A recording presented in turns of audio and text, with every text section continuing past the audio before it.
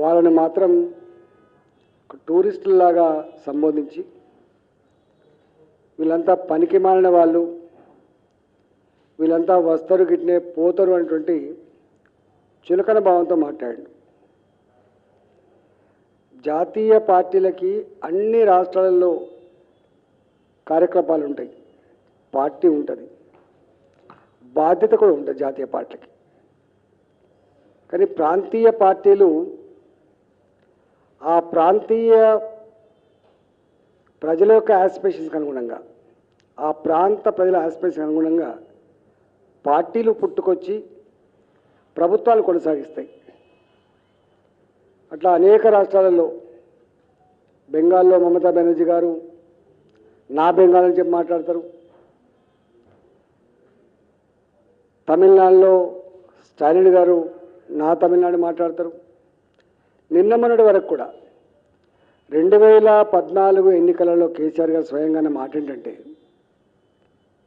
తెలంగాణ ప్రజలారా, నాకున్న సోయి, నాకున్న కమిట్మెంట్, తెలంగాణ ప్రాంతం పట్ల, ప్రజల సమస్యల పట్ల నాకున్న ఆరాటం జాతీయ పార్టీలకు ఉంటుందా, చేస్తారా వాళ్ళు అని మాట్లాడిన కేసీఆర్ అంటే తెలంగాణ రాష్ట్రానికి నేనే ఛాంపియన్ని, నేనే సమస్యలు తెలిసిన వాడిని, నేనైతే న్యాయం చేస్తానని చెప్పినటువంటి కేసీఆర్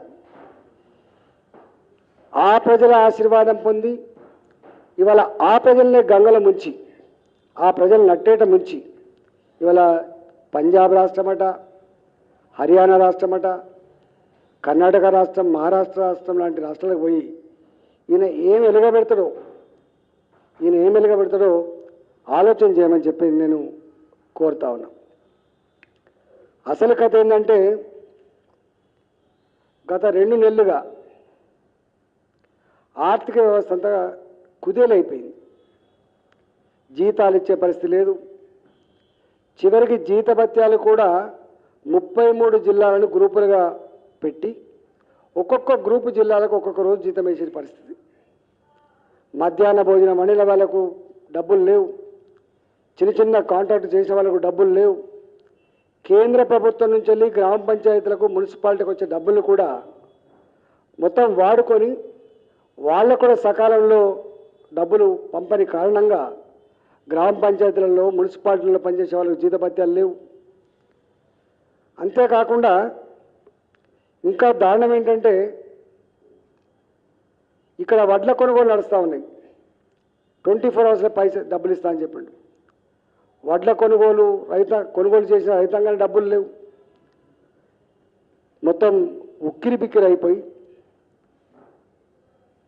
చివరికి తాగినోడే కట్ట తాళపనట్టుగా రిజిస్ట్రేషన్ ఛార్జీలు పెంచిండు, మోటార్ వెహికల్ ట్యాక్సెస్ పెంచిండు, లిక్కర్ ధర పెంచిండు, కరెంటు ఛార్జీలు పెంచిండు.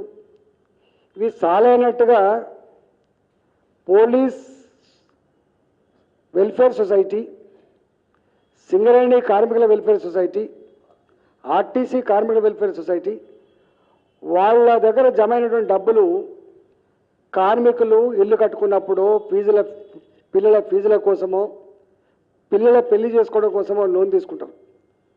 ఇవాళ ఆర్టీసీలో ఆ లోన్స్ లేవు, సింగరేణిలో ఆ లోన్స్ లేవు, పోలీస్ డిపార్ట్మెంట్ కూడా ఆ లోన్స్ లేవు.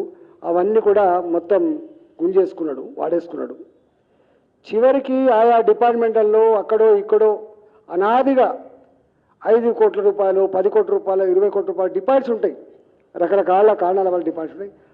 ఆ డిపాజిట్ల మీద కూడా కన్నేసి ఆ డిపార్ట్మెంట్ కూడా సర్క్యులేషన్ ఇచ్చి మీ దగ్గర ఎన్ని డబ్బులు తీసుకోమని చెప్పి తీసుకునేటువంటి దౌర్భాగ్యం వచ్చింది.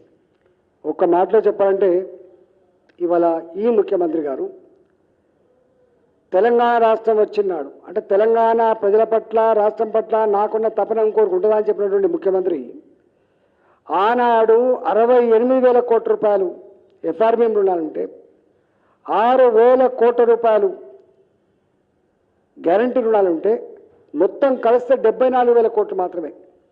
కానీ మన రాష్ట్రం వచ్చిన తర్వాత ఈ ముఖ్యమంత్రి గారు ధనిక రాష్ట్రం, సంపన్న రాష్ట్రం, మాకు డబ్బులకు కుదరలేదు, నేను ఎవరికి పడితే వాళ్ళకే చిన్న చిన్న క్రీడాకారులకు కూడా ₹1,00,00,000 ఇచ్చి మొత్తం ఎక్కడ పడితే అక్కడ డబ్బులు ఖర్చు పెట్టిన ముఖ్యమంత్రి గారు ఇవాళ మొత్తం రాష్ట్రం దివాలా తీసింది, అంధకారంలో మునిగిపోయింది.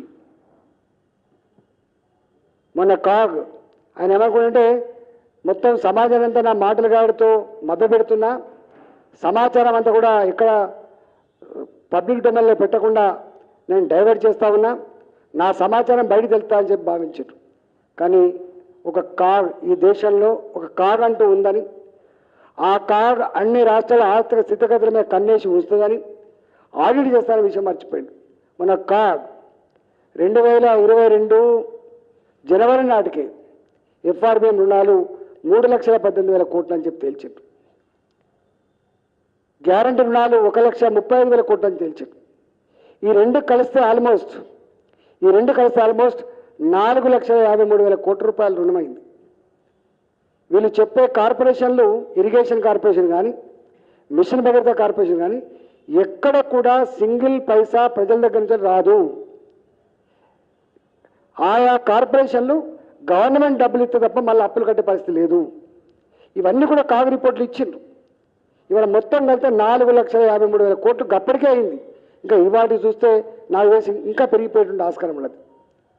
అంతేకాకుండా ఈ మొత్తం ప్రభుత్వాల మీద విశ్వాసం ఉండి పనులు చేసిన వాళ్ళకు, కాంట్రాక్టర్, చిన్న చిన్న కాంట్రాక్టర్లకు, పైరవి చేసుకోని వాళ్లకు, ప్రభుత్వంలో సంబంధాలు లేని వాళ్లకు, చిన్న చిన్న వాళ్లకు ఇచ్చే డబ్బులు కూడా దాదాపు 30,000 35,000 చెప్తున్నారు. కానీ 40,000-50,000 కోట్ల రూపాయలు అక్కడ బాకడం.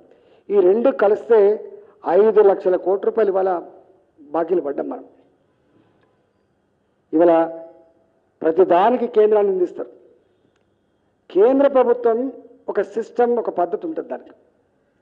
దాని పద్ధతి తెలంగాణకు ఒక పద్ధతి, ఆంధ్రకు ఒక పద్ధతి, పంజాబ్కు ఒక పద్ధతి ఉండదు. అన్ని రాష్ట్రాలకు కూడా ఒకటే పద్ధతి ఉంటుంది. ఎఫ్ఆర్బిఎం రుణాలు అన్నిటికీ ఒకటే పద్ధతి. వాళ్ళ జిఎస్డిపిలో 25% మించకుండా రుణాలు తీసుకునే పరిమితి ఉంటుంది. వాళ్ళు ఎవరు కూడా గ్యారంటీస్ ఇచ్చినప్పుడు కూడా అన్ని ఆయా రాష్ట్రాలు రెవెన్యూ రిసీట్స్లో 90% మాత్రమే చేసుకుంటారు. కానీ ఇక్కడ కేసీఆర్ గారు మాత్రం రెవెన్యూ రిసీట్స్లో 90%గా ఉన్నటువంటి ఆ చట్టాన్ని సవరించి 200% తీసుకున్నాడు. అంటే రెవెన్యూ రిసీట్స్ 1,00,000 కోట్లు ఉంటే 2,00,000 కోట్లు కూడా అప్పు తీసుకుని వెసులుబాటు కల్పించుకున్నాడు.